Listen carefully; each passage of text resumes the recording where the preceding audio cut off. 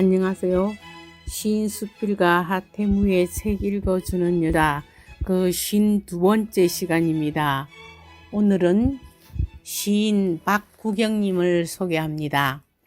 경상대학교 간호학과를 졸업하고 보건진료소장을 30년간 역임했습니다.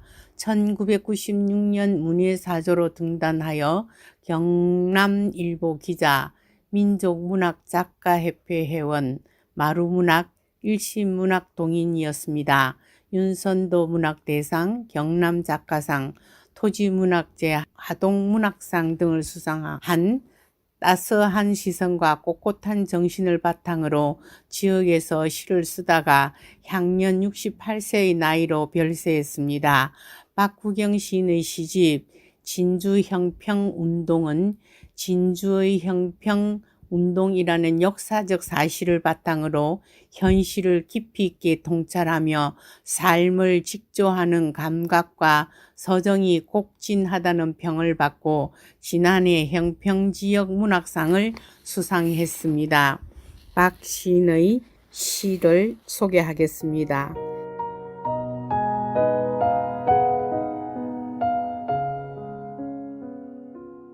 형평사 8 기생산홍이 박구경. 춤 잘 추고 노래 잘하고 의술에 바느질까지 잘하던 관비들, 조선은 그 기능을 천하게 여겼더라. 사대부 놀이개나 첩실로 들이거나 천한 창기로 만들었더라. 을사조약 때 나라를 팔아 호의호식한 매국노 이지용에게 당당히 맞서서 꾸짖는 기계 높은 진주기생 산홍이. 나는 새도 떨어뜨린다는 새도가 이재용이 천금의 유혹으로 첩해달라 했다는데 일인지야 거절하기를. 세상이 대감을 오적의 우두머리라는데 내 비록 천한 기생이긴 하나 어찌 역적의 첩이 되겠나이까. 면박을 준 산홍이도 진주 사람이었더라. 적장을 안고 남강에 몸을 날린 농개는 천고에 꽃다운 이름을 남겼건만 세상에 태어나 의로운 일 없음을 한탄했으니 나라판 도적의 청을 거절하고 스스로 생을 마감했더라. 그리하여 경상 땅 한복판의 진주는 의인의 맥을 이어온 지조의 나라였더라. 마침내 한 걸음 더 앞으로 나아가서 백정도 사람의 나라에서 반드시 해방시켜 평등의 세상을 이루어야 한다는 형평사의 본원이고 말았더라. 진주였더라. 진주였더라.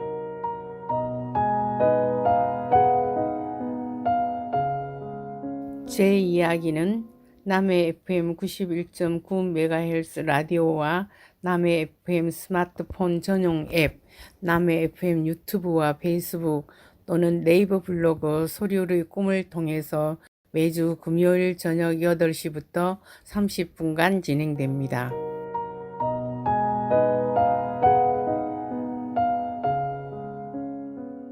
오늘은 파미르 고원 8번째 마지막 시간입니다.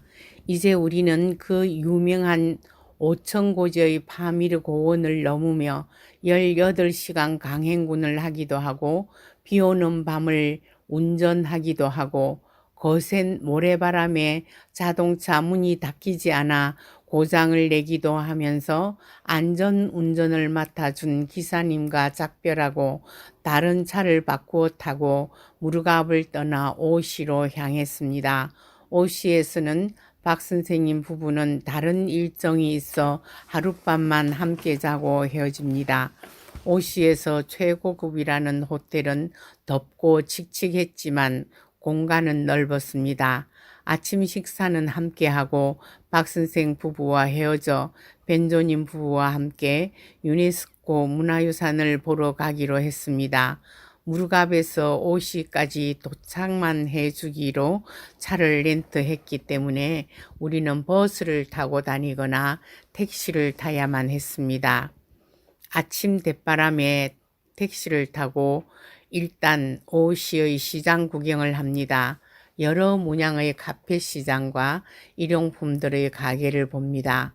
고려인들이 김치를 판다고 했지만 그런 가게는 찾지 못했습니다. 빵을 굽는 냄새가 구수하게 나는 가게 앞을 지나며 빵을 사고 싶어 했지만 우리는 맛있는 점심을 먹을 계획이었습니다. 6사람이 다니다가 4사람으로 줄어든 일행.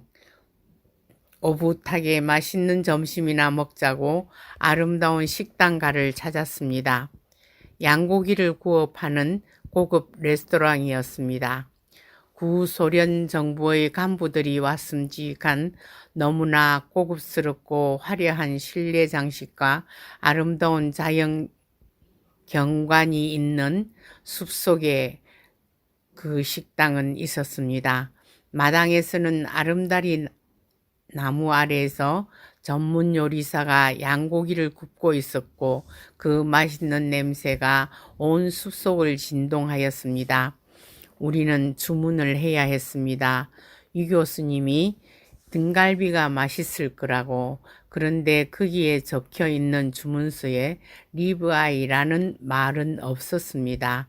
답답했지만 잠시 생각하다가 남편이 가슴을 툭툭 치며 손으로 뼈를 그려냈습니다.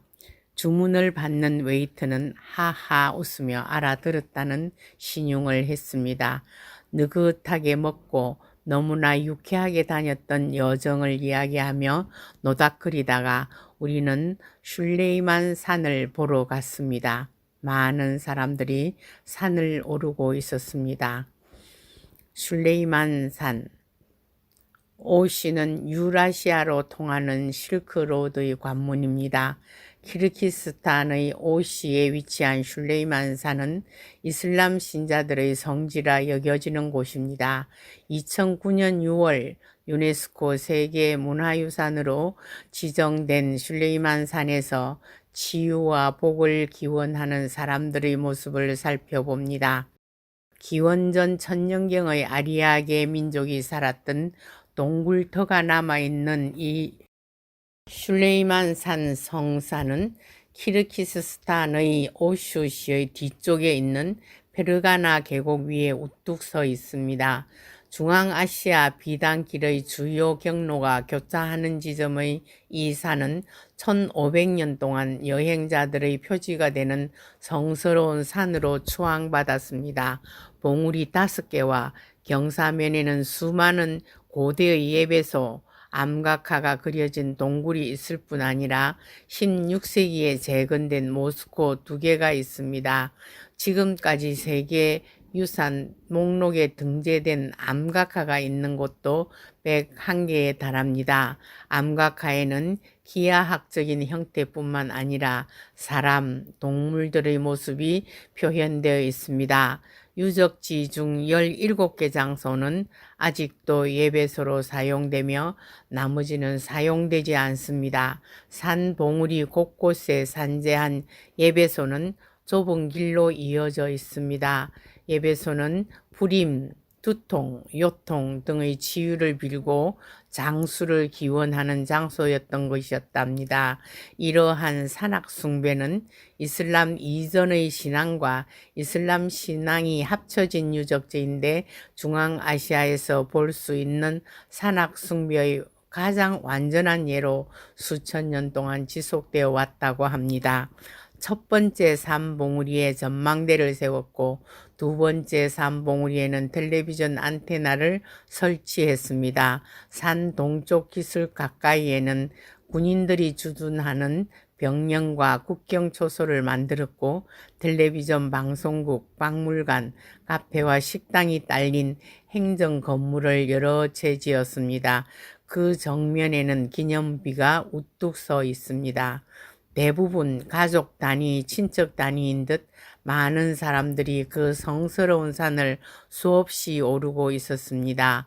아이들을 데리고 오르는 사람들이 많이 보였습니다. 중앙아시아의 대부분 젊은 사람들은 식구 수가 많습니다. 출생률이 매우 높은 편이라 보통 업고 안고 걸리고 두 손에도 아이들이 딸려 있는 가족들을 볼 수 있습니다. 출산율이 점점 줄고 있는 우리로서는 부러울 지경입니다. 중앙아시아의 비행기에서도 아이들의 수유 때문에 물을 가지고 들어가도 되는 모양입니다. 무수한 사람들이 이 성산을 구경하기 위해 나무 한 그루 서 있지 않은 민둥산 언덕을 오르고 있었습니다.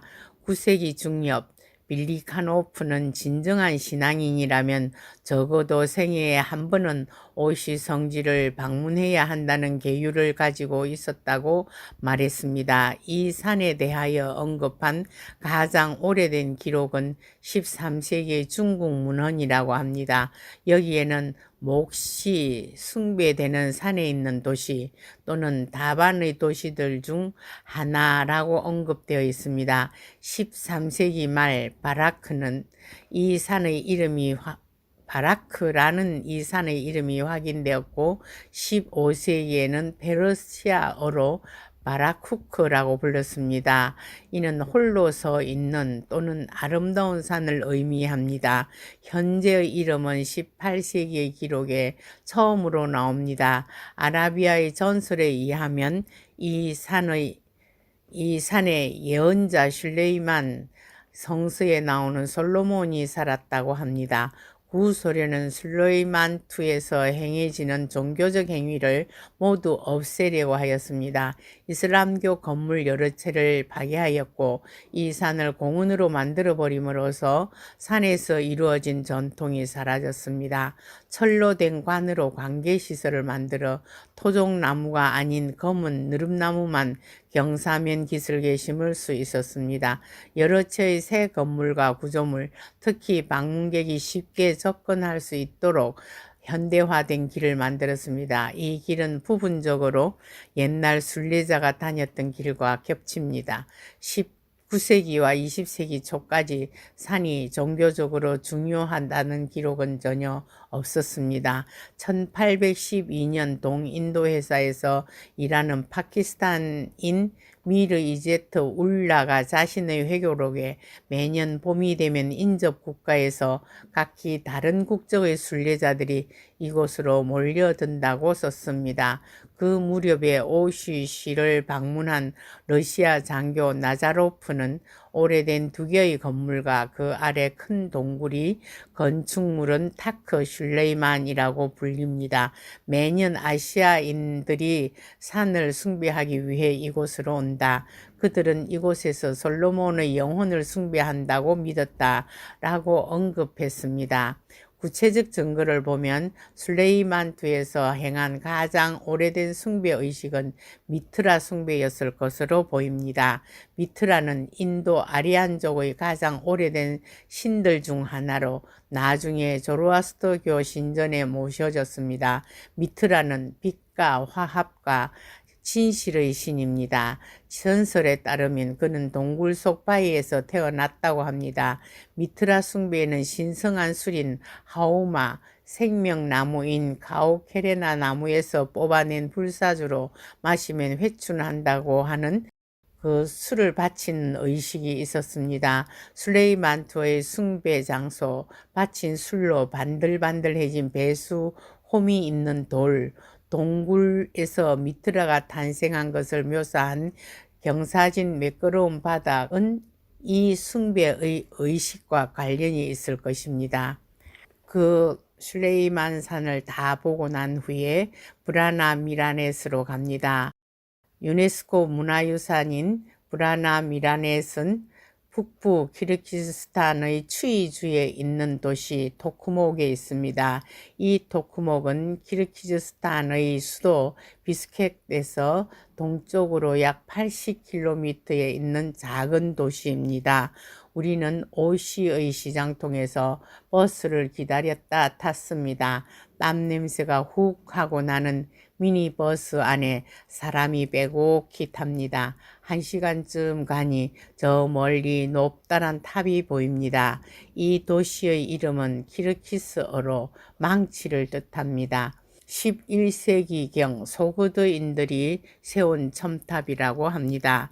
8세기에서 12세기간 추강 유역의 중심 도시로 번영하던 말라사군은 1210년 호라즘 제국에게 파괴된 후 14세기에 버려져 있었습니다.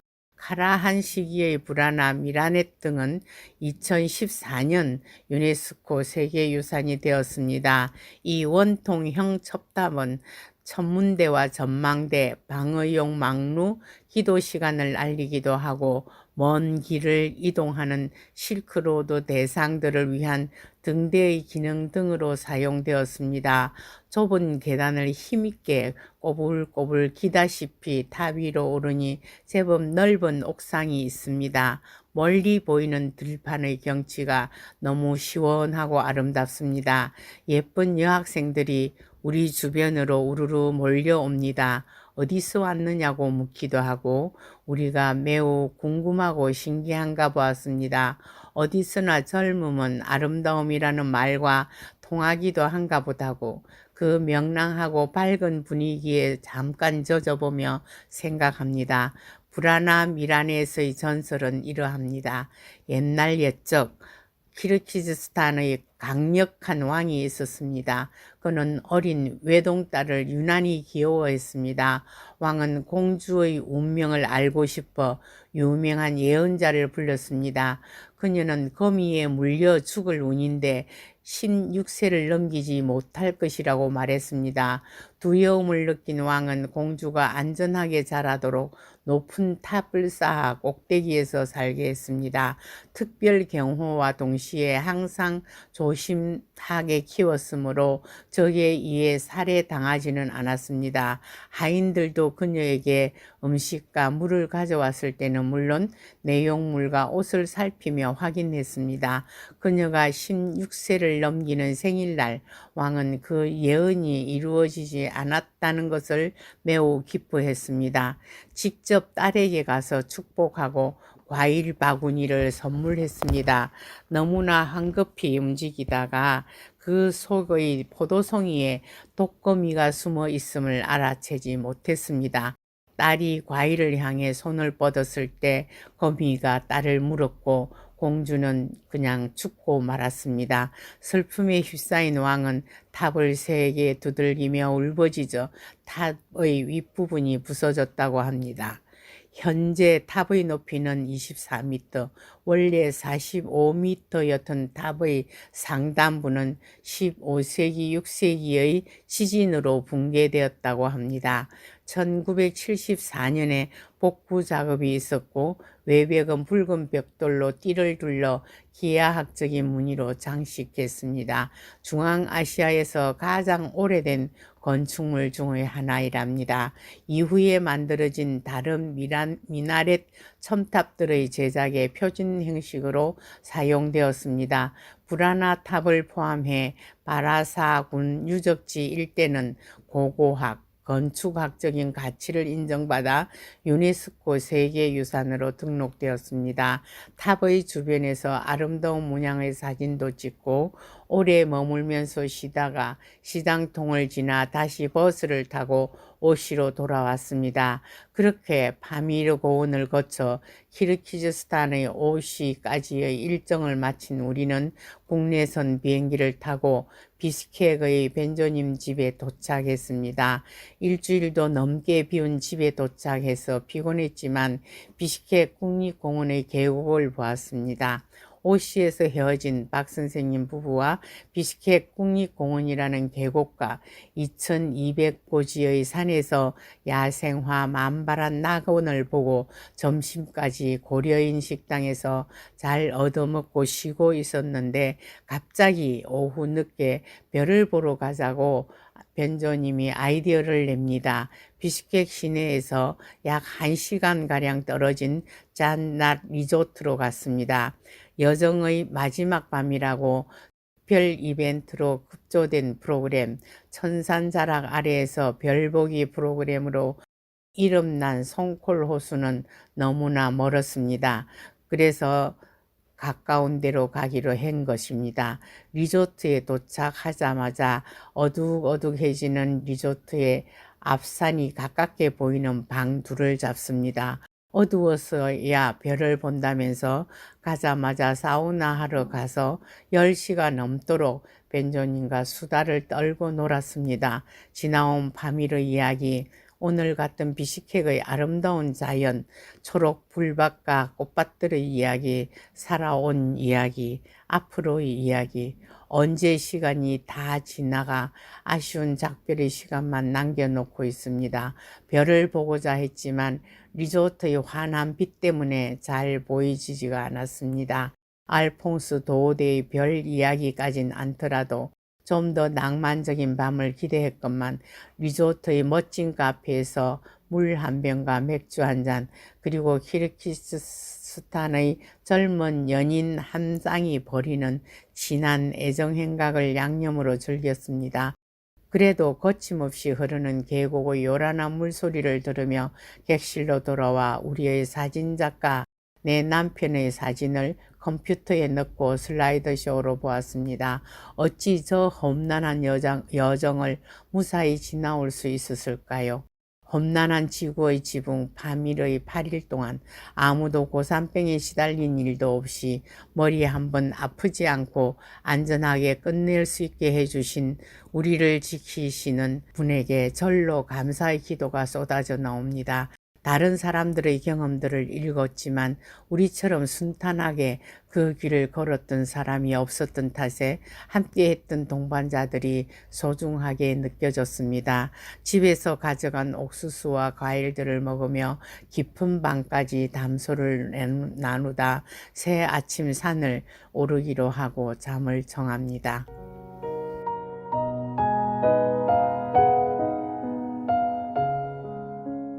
에필로그 하태무. 세계의 지붕 파미르를 건넜던 2주간의 여정.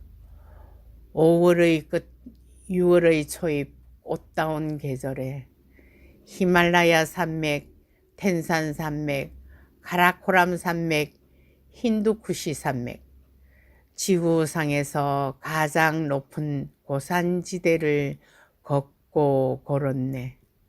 산길을 지나가면 두루 맑은 못이라던 29 호수에 떠서 용과 물고기가 뒤섞여 살고 신령스럽고 괴이한 일들이 이따금 일어났다던 해초 스님의 말을 더듬었었지.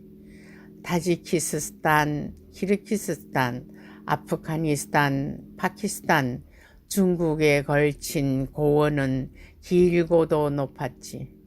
이시카심 온천물은 또 얼마나 뜨겁기도 했던가.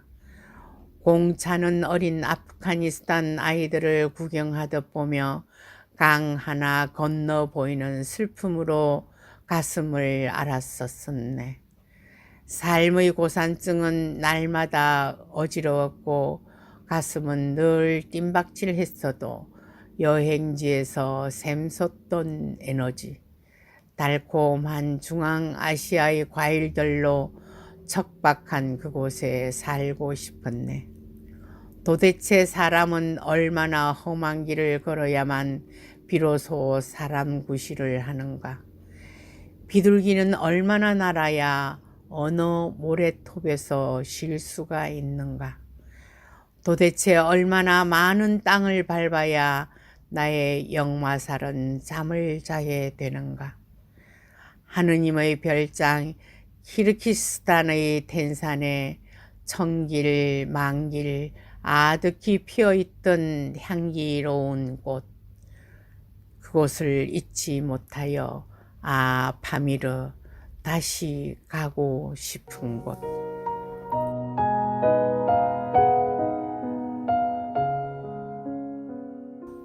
들려드리는 노래는 조다상의 만약 당신이 없다면입니다.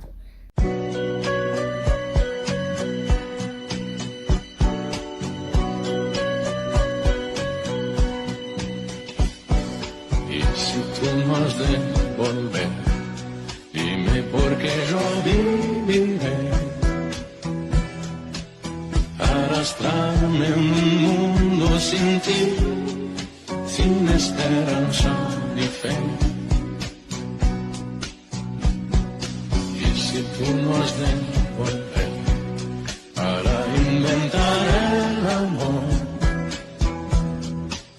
el pintor llevaba el pincel, los colores que se van y que no volverán. Y si tú no has de volver, dime por qué yo viviré días tristes de gran soledad y no amaré jamás. Si tú no has de volver, sería un mareo más en el mundo que viene y que va, pobre mi vida será, si no estás aquí.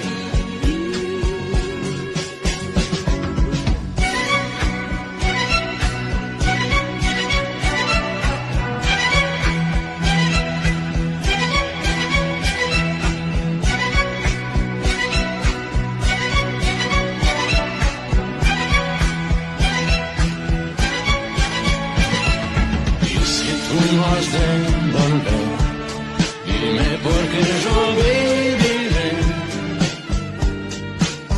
Yo podría tratar de cambiar, pero no sería verdad. Y si tú no has de volver, creo que descubriré el secreto de vida, el porqué, solo para inventar alguien igual a ti.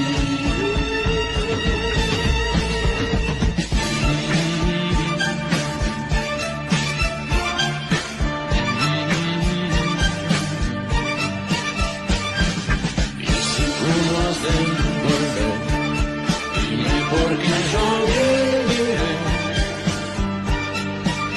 arrastrarme en un mundo sin ti, sin